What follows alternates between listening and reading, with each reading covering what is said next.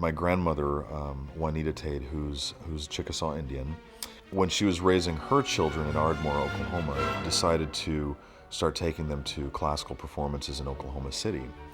And at that time in history, late 40s, early 50s, Oklahoma City was a very significant stop for classical artists, actually from around the world. It was one of the Midwest stops in the United States that was very important to them.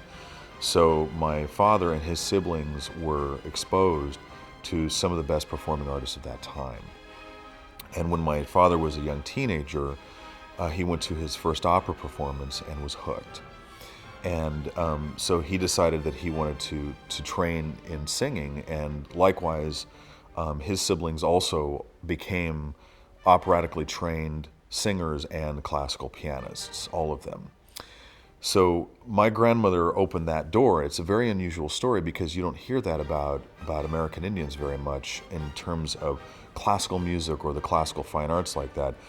But it actually was at the same time that the Oklahoma Indian ballerinas were coming into their own, and at the exact same time, and they were performing with some of the touring Russian companies. So at that time, there was this going on. And actually, particularly, it was in Oklahoma, and I believe that's because Oklahoma happened to be, it just timed out to be the place in which Indians were being exposed equally to mainstream and to their old traditions at the same time.